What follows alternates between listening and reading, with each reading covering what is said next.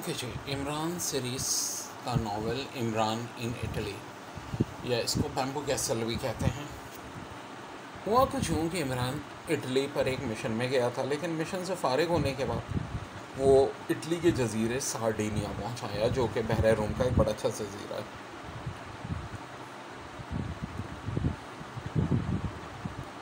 वो 2 हफ्ते अपने एक पुराने दोस्त और ऑक्सफोर्ड के साथी काउंट ओलियारी मेलरिनो के साथ गुजारने का इरादा रखता था। इमरान को इल्म था कि उन दिनों ओपिया में पुलिस ऑफ चीफ की हैसियत से मुतय्यन है। पुराने दोस्तों में कुछ ऐसे भी थे जिनसे उसकी बाकायदा तौर पर ख़त खताबत रहती थी। ओलियारो भी ऐसे ही दोस्त था, लेकिन अली इमरान ने उसे मुतला नहीं किया था कि उसके पास पहुंच रहा है। सरप्राइज़ देना चाहता था। ओबिया पहुंचकर सीधा उसके पास नहीं चला गया, बल्कि साहिल के खूबसूरत रेस्टोरेंट में दोपहर की खाने की हैसियत से दाखिल हुआ और यहाँ 2 अदद शलवार सूट देखकर जी खुश हो गया। उसके अपने मुल्क के मालूम होते थे। 2 कवि हैकल आदमी, जिनमें एक अधेड़ उम्र और दूसरा जवान था। दोनों तंदे से गुफ्तगू में मुतला थे और इतनी ऊँची आवाज़ में बोल रहे थे कि दूसरों के चेहरे पर नागौरी के असरात पढ़े जा सकते थे। इमरान ने उनके करीबी में ही संभाल ली थी। अधेड़ उम्र जवान से कह रहा था, बड़े गंदे होते हैं ये साले अतालवी भी, झूठे अव्वल नंबर के, और यूनानी भी ऐसे होते हैं, जेब काट लेते हैं। इमरान उन्हें बकौर देख रहा था। दफ़ाकतन उन्हें भी एहसास हो गया और अधेड़ उम्र वाले ने उसे घूर कर देखा। इमरान मेकअप में नहीं था, ओबल बिया में। अली इमरान की हैसियत से दाखिल हुआ था, लेकिन शलवार सूटों के लिए नामुमकिन था कि उसकी कौमियत का अंदाज़ा लगा सकते। वह मगरबी तर्ज के लिबास में था और सुर्खों सफ़ेद रंगत उसे तुर्क या ईरानी भी बावर करा सकती थी। इमरान को काफ़ी देर घूमते रहने के बाद उसने अपने जान साथी से कहा, इनको कहें क्या कहेंगे, अपने साले तुर्क और ईरानी भी कौन से बड़े अच्छे मालूम होते हैं। साले तो किसी भी कौम के अच्छे नहीं होते। दफ़ातन इमरान ने उंगली उठा कर कहा और वो दोनों चौंक पड़े। इमरान मुस्कुरा कर बोला, मगज़ चाटते हैं अपने और बहनोइयों का वक्त ज़ाया करते हैं। मतलब कितनी लड़कियों ने तुम्हारी जेबें काटी हैं। अधेड़ उम्र कह गला अरे साथी से बोला, अबे तो अपनी तरफ का ही लगता है। फिर मेज़ पर हाथ मारकर इमरान से कहा, आ जाओ कह रहे, अबे तुम तो अपनी तरफ का लगता है, तुम भी हमारे साथ आ बैठो। इमरान मासूम से सूरत उठा और उनके पास जा बैठा। चेहरे पर हिमाकतों के आबशार बरसने लगे थे। कहाँ से आए हो? अधेड़ उम्र ने पूछा। बीवी वाल से। बीवी वाल? वो अपने कान की लो खुशते बोला, ये कहाँ है? मियाँ वाली के पास। उसने फिर क्या लगाया और हंसते हुए बोला, यार वाकई ऐसी क्या बात है, लेकिन एक बात समझ में नहीं है, तलवे जो बड़े गंदे और चौड़ते होते हैं, हमें ना जाने क्या समझते हैं, क्या समझेंगे। अपनी आंखें निकाल कर बोला, जिसको भी अपनी कौमियत बताता हूँ घर से पूछते हैं, चर्च लाए हो? शीश तो होगी तुम्हारे पास। दोनों के चेहरे उतर गए। उधर उमर ने छेपी आवाज़ के साथ कहा, बनते हैं लोग और बकवास करते हैं।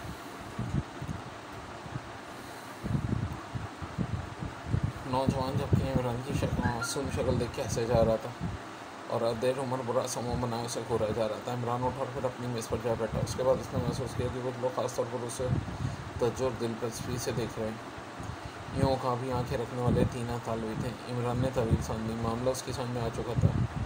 शायद वो दोनों शलवार सूट घेरे निगरानी थे और इमरान रेस्टोरेंट में एक सूटकेस समेत दाखिल हुआ था। उसने फिर एक लंबी सांस खींची और मुँह चलाने लगा। झींगा पुलाव मुनासिब रहेगा, वो सोच रहा था। इसके साथ ही शिन सलाद भी मिल सके तो क्या कहना। वेटर उसके घर आया तो उसने सबसे पहले इसी के बारे में पूछा। नहीं सीनियर, गैर मुल्की कोई डिश नहीं है।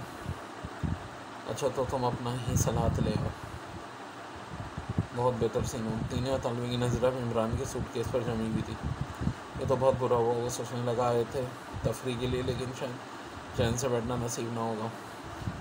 इन शलवारों कमीज़ वालों से खौमा खौलत बैठा और फिर कोई मरदूस से पूछे कि इस तरह शलवार पहनने रहने की क्या ज़रूरत है, क्यों अपनी कौमियत जताते फिर रो चर्च फरोशो, क्या इसलिए बगैर कन्वेंस के खाक मिल जाए? देखो क्या अशर होता है तुम्हारा। दफ़ातन नौजवान अपनी मेज़ छुटकर इमरान के सामने आ बैठा। पहलवान क्या बुरा मान गया? उसने इमरान से कहा, मेरा नाम इमरान है। पहलवान मेरे ताया अबू तेगामा के अखाड़े में जोर करते थे। आदमी दिलचस्प मालूम होता है, मुझसे ज़्यादा दिलचस्प तुम लोग क्या शलवार पहनते फिर रहो, क्यों अपने नेशनल ड्रेस में बैठना वाइज़ शर्म है। ये भी तो हमारे मुल्क में जाकर वही पहनते जो यहाँ पहनते फिरते हैं। ठीक है, लेकिन क्या तुम्हें इल्म है कि तुम्हारी निगरानी हो रही है? महज अपनी शलवारों की वजह से अपनी आँख दांगा कर हंसा। गहरे मालूम होते उसका था, मुझे मालूम है 3 सादा लिबास वाले हमारे पीछे लगे हुए हैं और अब मैं भी इनकी लपेट में आ गया। इमरान ठंडी सांस लेकर बोला, वो मेरे सूट को ललचाई हुई नज़रों से देख रहे हैं। ओ क्या तुम्हें खुशी नहीं? ऐसा तो नहीं है। कैसे तुम दोनों ही हो? तुम ऐसे कैसे रोका? और आँखें निकाल कर बोला, देखो ना मैं खामा मारा गया। क्यों दखल दे बैठे थे हमारी बातों में? आदत बुरी भला है भाई। खामोशी से इमरान को देखता रहा, फिर बोला, और आएगा कि तुम खुद ही मुश्तबा हो गए? क्या मतलब? हम तुम्हारे लिए इतना कर देते कि तुम्हें सचमुच सयाद के मज़े आ जाते। अब करो ना। फजूल है, तुम्हारे सूटकेस ने गड़बड़ कर दी। उसने इमरान के पैरों के करीब रखे हुए सूटकेस की तरफ देख कर कहा, हो सकता है यहाँ से उठने से कबल इधर लिए जाओ। अरे बाप रे, हमने तुम्हारे सूटकेस की तरफ तो ध्यान ही नहीं दिया था। वो उठता हुआ बोला। फिर इमरान उसे देखता ही रह गया। मैं अपनी मेज़ पर जा पहुँचा। दफातन उसके मोहम्मद खातिन ने तालवी में चीखना शुरू कर दिया, तुम क्यों गए थे शिकायत? मैंने गलत तो नहीं कहा था? मनशियात का गैर कानूनी कारोबार करने वाला मालूम होता है। इमरान ने तेज़ी से अपनी खोपड़ी लहराई और सूटकेस को कदमों के पास से उठाकर सामने मेज़ पर रख दिया। बोले जिया मोहम्मद आदमी ने दोनों हाथ उठाकर चीखा। इमरान ने दोनों हाथ सूटकेस पर रख लिए। ये देखो। मोहम्मद आदमी दूसरे ग्राहकों को मुखातिब तो बोला, इसके सूट में ज़रूर कुछ है। मेरे बेटे से कह रहा था कि सूटकेस तुम यहाँ से उठाकर मुझसे पहले निकल जाना, मामूल मुआवजा दूंगा। शायद उसे शोभा हो गया कि कानून का मुआफ़िज़ इसका ताक़ुब करे। सिस्टम ढा दिया शलवार कमीज़ वालों ने। इमरान सोच रहा था, ये अपनी कौम के मालूम नहीं होते, शायद उस कौम की हो जो चर्च से ज़्यादा गांजे की रसिया है। बहरहाल इन दोनों ने खुद उसकी कौमियत का अंदाज़ा बीवी वालों और मियाँ वाली की बकवास से लगा दिया होगा और अपना किसी मकसद बराबरी पर कमर बस्ता हो गए। इमरान ने बुखलाए हुए अंदाज में सूटकेस को मेज़ पर से उठाकर गोद में रख लेने की कोशिश की और चेहरे पर हिमाकतों की तय और ज़्यादा गहरी हो गई। तीनी या तालवी सादापोश अपनी मिनट से उसका करीब आकर गोया उन्होंने उसे नरक़े में ले लिया। बोले जी आउल भी उनमें से इमरान को खुलता बोला, तुम्हारे साथ हेडक्वार्टर चलना होगा। ज़रूर, लेकिन इन दोनों को भी ले चलो, ये खुद फरिश्ते नहीं हैं। इमरान ने हमगाना अंदाज में कहा, मैं एक बेहद शरीफ आदमी यहाँ से उठकर जजीरे कैपराना की तरफ रवाना हो जाता है, क्योंकि कैरी बोल्टर के मज़ार की ज़ियारत के लिए पहले हेडक्वार्टर। ठीक है चलो, मगर वो दोनों वो भी जाएंगे। और फिर ये हुआ, वो तीनों पुलिस की गाड़ी में ठोक दिए गए और इमरान ने सादा प्रोशर से कहा, कैबरेरा किस तरह पहुँच सकूँगा? यहाँ से अर्जीना जाते हुए पुलावजेना जाना, पौजेला से फेरी के ज़रिए जजीरे मैटलाना पहुँच जाना, वहाँ से कैबरेरा। शुक्रिया ऑफिसर। दोनों शलवार कमीज़ वाले खामोशी से उसे घूरे जा रहे थे, उससे ज़्यादा उसके सूटकेस को घूर रहे थे जब उसकी छाती से चमका रहा था। हेडक्वार्टर में मैं सर काउंट ओलियारी से मिलना पसंद करूँगा। इमरान ने थोड़ी देर बाद कहा और सियाहों छुप कर उसे देखने लगे। इसके ख़िलाफ़ हो तो शायद तुम्हारी मुलाजमत ख़तरे में पड़ जाए। काउंट ज़ाती तौर पर बने मामला देखते हैं। मैं भी कोई मामूली मामला नहीं हूँ, कतई पसंद नहीं करूँगा उससे कमतर होने का कोई ऑफिसर मुझे मिले। इसका तस्वीर हेडक्वार्टर हो पहुँच कर होगा। मैंने आगाह कर दिया तुम्हें अपना खसारे के तुम खुद ज़िम्मेदार हो गए। दोनों शलवार कमीज़ वालों ने मायना खैर नज़रों से एक दूसरे की तरफ देखा, लेकिन आवाज़ नहीं निकाली। तुम्हारी गाड़ी में लाश की टेलीफोन मौजूद है, इमरान कुछ देर बाद बोला। तुम उनसे आगाह कर सकते हो कि तुमने कैसे गैर मुखली को पकड़ा है जो ख़ुद को उल्लू का शाकिर कहता है और बराह रास्त उससे गुफ्तगू करने पर मुस्तर है। उल्लू का शाकिर? वो तीनों हंस पड़े। इमरान सिले रह चमोला, अभी मुझ पर कोई जुर्म साबित नहीं हुआ, इसलिए मेज़ा मजाक उड़ाने की कोशिश तुम्हारे लिए नुकसानदेह भी हो सकती है।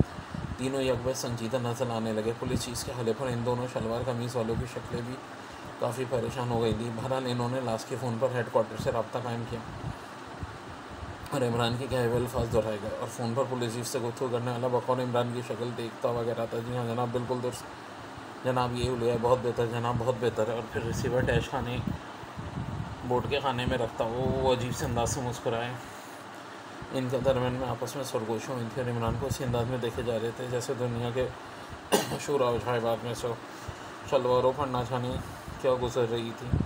दफतन मोहम्मद आलमी ने इमरान से पूछा, क्या पुलिस चीफ तुम्हें जानता है?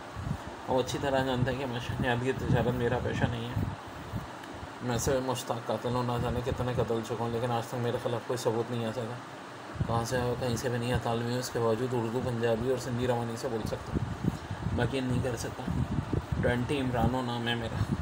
तो फिर तुमने इल्ज़ाम लगाया, अब चलकर साबित करो। और मेरे सूट केस में अचार, चटनी और मुरब्बे के नमूने तुमने पहले क्यों नहीं बताया था? महज इसलिए कि तुम हम तालवी को गंदा और चोर कह रहे थे, तो बहुत बुरा हुआ। नौजवान ने मोहम्मद आदमी से कहा, वो देखा जाएगा, मैं अपनी बात पर ठहरा रहूँगा। ज़रूर ज़रूर। पता नहीं आजकल हवालात में खटमल और अफसाइश नस्ल का क्या इंतज़ाम है। इमरान सर हिलाकर बोला, बस अब तुम खामोशी रहो। मोहम्मद आदमी खुर्राया, वाह भाई अब बोलो भी ना। वो इसे खैरालूद नज़रों से घूर कर रह गया। हेड क्वार्टर पहुँच दोनों शलवार कमीज़ वाले बराह रास्त अदालत की तरफ ले जाई गई और इमरान सादा पुरुषों के साथ चीफ के ऑफिस की जानिब चल पड़ा। ये बहुत बुरा हुआ उस्ताद। नौजवान मोहम्मद आदमी से बोला, मैं तस्वर नहीं कर सकता था क्या तालबी होगा, मुझे इसमें शोबा है। नौजवान को सोचता हुआ बोला, क्यों अतालवी नहीं मालूम होता? वैसे बिल्कुल अतालवियों के अंदाज में अतालवी बोल सकता है। कि उर्दू भी अहले ज़ुबान की सी उर्दू नहीं थी, यकीनन थी। इसी चीज़ ने तो शोबे में डाल दिया। बहरहाल उन्होंने जल्दबाजी से काम लिया। जैसे कि मैं एक बात पूछने की इजाज़त कर सकता हूँ फिरजान उस्ताद, 10 पूछो पाल के। इस बार तुमने शलवार सूट का चक्कर क्यों चलाया था? ज़रूरी नहीं कि हर बात बताई जाए। दुर्जन ने ना खुशगार लेने से कहा, आनंद से तुमने कोई बात नहीं छुपाई। ये आनंद का अंदाज़ है, लेकिन हकीकत इसके ख़िलाफ़ होगी। मैं नहीं समझा उस्ताद, अपने काम से काम रखो, इसी में हमारी बेहतरी है। जैसे उस्ताद की मर्ज़ी। आनंद तवील साथ लेकर बोला। निस्फ घंटे के बाद इमरान भी उसी तरह आता दिखाई दिया। इसके पीछे 2 मुसल्ला सिपाही चल रहे थे। इमरान के हाथों में आमों की नूर चटनी तन चटनी का मर्तबान था और दूसरे से अपनी पतलून संभाले हुए था। इमरान सीरीज़ कहानी कुछ ये थी कि इमरान इटली में था और 2 लोग जो कि शेयर्स की स्मगलिंग करते थे और उनका ताल्लुक़ पड़ोसी मुल्क से था, वो हवालात में बंद थे। इतनी देर में हवालात का दरवाज़ा खुला और इमरान को अंदर धकेल दिया गया। आ गए तुम भी? मोहम्मद आदमी हंसकर बोला, तुम लोगों की इनायत से इस मरतबे के अलावा और सब जब्त कर लिया गया। क्या इल्ज़ाम है? तुम लोगों के साथ नहीं देखा गया होता तो कोई इल्ज़ाम नहीं है। मेरे ख़िलाफ़ आज तक ये लोग सबूत फराम नहीं कर सके। हमसे तो अभी तक पूछताछ ही नहीं होगी। अब शायद तुम ये बिलवाए जाओ। शलवार सूट हूँ और फिर सचमुच उसका बिलाव आ गया। नौजवान वही रह गया। शायद दोनों से अलग अलग पूछगछ की जानी थी। इसके चले जाने के बाद इमरान की तरफ मुतवज्जो हुआ। नौजवानों से पहले ही घूरता रहा था। नज़र मिलते बोला, तुम अतालवी नहीं मालूम होते, इससे क्या फ़र्क पड़ता? क्या तुम पुलिस चीफ को बावर कराने में कामयाब हो गए हो कि तुम अतालवी हो? अगर इसमें से शोबा होता तो बावर कराना पड़ता। इस किस्म का कोई सवाल ही नहीं उठा था। हम उठाएंगे, नौजवान बोला। मुझे तोहरान का शहज़ादा साबित कर देना, तुम देखना तुम्हारी कैसे दुर्गत बनती है। सवाल ये है कि आखिर तुम दोनों मेरे क्यों पीछे पड़ गए हो?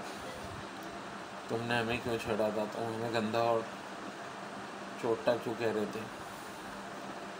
इसलिए तुम ऐसे ही, और हमें बावर नहीं करा सकते कि तुम अतालवी हो। जंग मारते रहो, इमरान ने कहा, मरतबे से चटनी निकाल कर चाटता रहा। नौजवान के मुंह में पानी आने लगा। उसने फर्श पर थूक की पिचकारी मारी और दूसरी तरफ देखने लगा। कुछ देर बाद मोहम्मद आदमी वापस आया। आपे से बाहर हो रहा था। इमरान की तरफ देखकर दहाड़ता हुआ बोला, सब तुम्हारी हरकत है। क्या मतलब? इमरान हकलाया। नौजवान आदमी की बारी थी। पुलिस सिपाही उसे ले गए। कैसा तुम्हारी कौमियत भी चाची गई थी? मोहम्मद आदमी ने बाहर कर खाने वाले लहजे में कहा। इस तरह खामोश रहो, मैं सब समझता हूँ। और मैंने से ये कहा था, अगर अपना नाम अब्दुल कबूस बताता है तो इसकी पहचान ये होगी। मोहम्मद आदमी ललभक्का होकर इस पर झपट पड़ा था। इमरान एक तरफ हटता बोला, और तुम अब्दुल कद्दूसी हो तो मुतमईन हो गए होंगे, तो खाने की क्या ज़रूरत है? इसने अपना नाम मदारबक बताया था। देखो वो क्या निकालता है।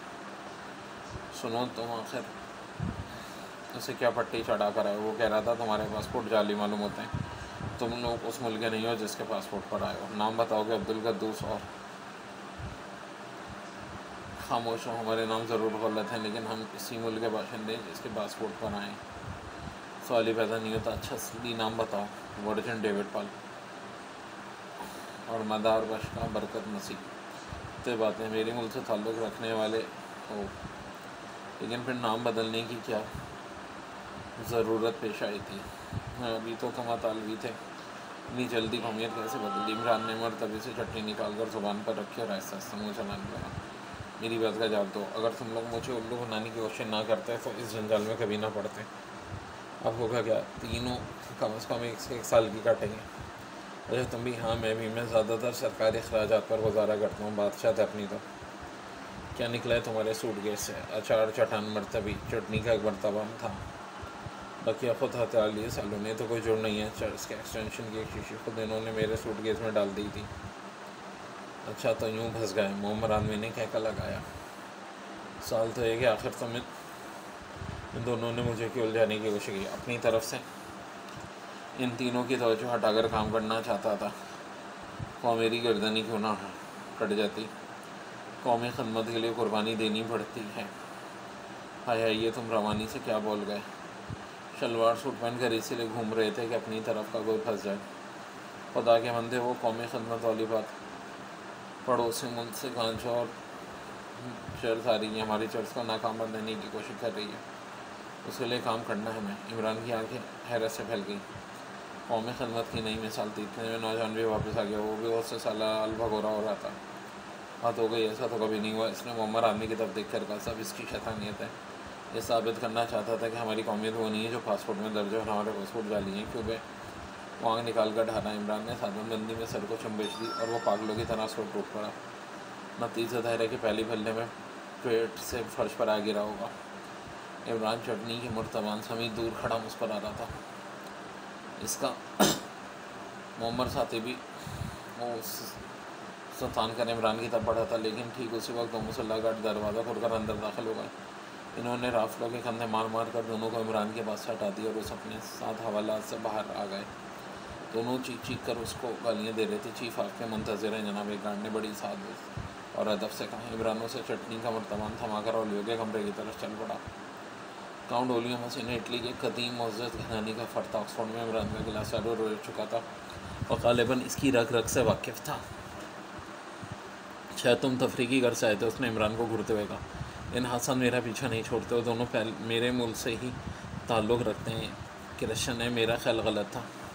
वह कौमी खदमत अंजाम देते हैं। मैं नहीं समझा। पड़ोसी मुल्क का गांजा हमारी चर्च को शिकस्त देना चाहता है। खुलकर कहो, ये बात अभी मेरी समझ नहीं आई। गांजा चर्च से भी सस्ता नशा है, लेकिन इससे कहीं ज़्यादा तबाकून हमारे पड़ोसी मुल्क से यहाँ पहुँचता है। सवाल ये कि आखिर तुम लोग हमारे पीछे क्यों पड़ गए हो। हम सारी दुनिया की भलाई के बारे में सोचते हैं। क्या बात हुई? काउंट मर्शन खुद तौला किस्म की शराब से दिल बना है, लेकिन बेचारे ओटोमाए गिरोह से चर्च पीने का हक भी छीन लेना चाहते हैं। इसलिए हम इन गरीबों के लिए चर्च भिजवाते हैं और हमारा पड़ोसी मुल्क गांजा भिजवाता है। गांजा चर्च से सस्ता होने की बिना पर अपनी खपत यहाँ बढ़ाने लगा है, इसलिए चर्च के लिए लम्हा फिक्री। और तुम चाहो तो इन दोनों को गांजे के सिलसिले में इन्फॉर्मर भी बना सकते हैं। मैं चर्च और गांजे दोनों को जहन्नम में प्रस्तुत कर दूँगा। ना ना ना ना, इस मसले पर संजीदगी से गौर करो। अगर तुम चाहते हो अला किस्म की शराबें महफूज रहे तो आवाम को गांजे और चर्च में उलझा रहने दो। सियासत में खरोगे ओलियारी में इस पर हाथ मार कर बोला। सारी दुनिया में शराब और चर्च के दरमियान कश्मकश जारी है। अगर शराब चर्च को फना नसीब हो गई तो तुम सब डूब जाओगे। मैं अपने इलाके में मंशात का गैर कानूनी कारोबार हरगिज़ नहीं होने दूँगा। तुम्हारी मर्ज़ी। मैंने तो तुम्हें ढंग की बात बताई है। इन्हें चर्च और गांजे में डूबा रहने दो, वरना इनकी सेहतमंदी ऐसा है ना कि इनकलाब लेगी तुम तस्वर भी नहीं कर सकते। ये सरमायादाराना कैम की फैलाई हुई है, इसकी हाथ मजबूत करो। दिमाग मत चाटो मेरा। बहुत अच्छा हुआ कि तुम आ गए, इसलिए तुम्हें मेरी मदद करनी होगी। इन दोनों को रिफॉर्मर बना लो। पहले गांजे का किला कमा करो, बाद में चर्च की गर्दन भी उड़ा देना। तुम ठीक कहते हो, मुझे ही करना चाहिए। इमरान ने उसे अपनी इन दोनों से गुफ्तगू की तफसील बता कर कहा, वो तुम्हारे अहमियत से पीछे छुड़ा कर गांजा फरोशों का किला कमा करना चाहते थे, इसलिए मुझे उलझाने की कोशिश की। काम के आदमी मालूम होते हो। लियारी को सोचता हुआ बोला, अच्छा तो मैं चला गैरिबाल्डी के मज़ार पर हाज़िरी देने। बैठ जाओ, इतनी देर बाद मिले हो। हम तुम नहीं जा सकते। मेरी बीवी तुमसे मिलकर बेहद खुश होगी। इससे अक्सर तुम्हारे तस्वरे रहें। यह चार चटनी और मरतबी से गले तल आया था। तुम्हें कैसे मालूम है कि वो इनकी शौकीन है? प्रोफोमो ने लिखा था। अच्छा वो बदमाश, इससे भी बहुत दिनों से मुलाकात नहीं हुई। आजकल सिसली में शायद इसका मूँगफली के तेल का खाना अच्छा चल रहा है। मैं तुमसे पहले कहता था कि तिजारत के अलावा और कुछ नहीं कर सकेगा। अरे हाँ, तुम क्या कर रहा हो? मुझे क्या पढ़ी क्या करूँ? अभी मेरा बाप जिंदा खूब कमाता है मेरे ऐश के लिए। ये क्या बकवास है? हमारी तरफ बापों की ज़िंदगी में अगर बच्चे हाथ पैर हिलाएँ तो बाप बुरा मान जाते हैं। मत बकवास करो। ख़त लिख कर पूछ लो मेरे बाप से। वो भी डायरेक्टर हैं इंटेलिजेंस ब्यूरो के। उलियारी ने कहा, और मरते दम तक रहेंगे। अभी इनकी उम्र ही क्या है? तुम जैसे थे अब भी वैसे। वो शादी वादी की या नहीं? कौन शादी करेगा ऐसे से जिसका बाप अभी जिंदा हो? चलो उठो, घर चलते हैं। मेरे साथ ही काम करना होगा। अगर किसी होटल में ठहरे तो हथकड़ियाँ डलवा कर बुलवाऊँगा। इन दोनों का क्या होगा, फ़िलहाल बंद रहने दो, तुम्हारे मशवरे के मुताबिक इन्हें इन्फॉर्मर ही बनाऊँगा। ठीक है चलो, पार्ट 2 एंड